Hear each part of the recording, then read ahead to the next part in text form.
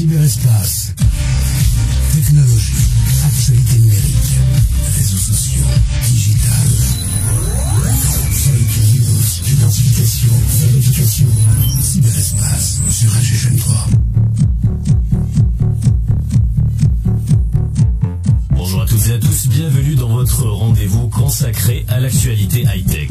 Aujourd'hui, nous allons parler d'un dispositif mis en place depuis le début du confinement qui concerne les étudiants dans la majorité des universités pour leur permettre de rester à jour, de poursuivre leurs études sans se préoccuper des risques de propagation. L'enseignement à distance ou le e-learning, une pratique qui a évolué depuis l'apparition du Covid-19. Si au début les technicités et les cours en ligne étaient encore nouveaux pour les enseignants, ils se sont adaptés à ce nouveau procédé. Une myriade de logiciels étaient utilisés au début, des logiciels e-learning qui n'étaient pas toujours conformes aux cours proposés, avant de trouver le logiciel optimal pour toute présentation, tout format de cours. La vitesse de connexion représente un facteur important pour pouvoir accéder à ces multiples plateformes en ligne, un facteur handicapant en cas de mauvaise connexion Internet. Néanmoins, certains enseignants se sont adaptés en enregistrant les cours et en les diffusant en ligne. C'est votre cas, Khalida Bouachi, enseignante en informatique à l'USTHB. Bienvenue dans le cyberespace.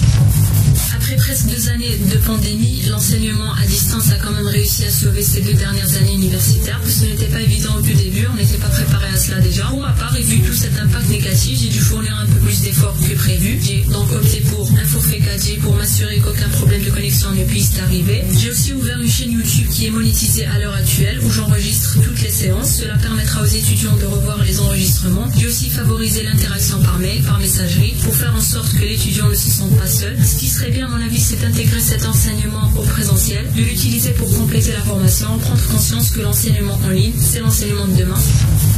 L'enseignement qui s'adapte à l'ère du digital, la plupart des étudiants trouvent des avantages à étudier en ligne, comme la flexibilité ou encore le gain de temps sans se déplacer. Pour demain, nous allons nous intéresser au phénomène de vol de données avec ces applications qui nous cachent beaucoup de choses.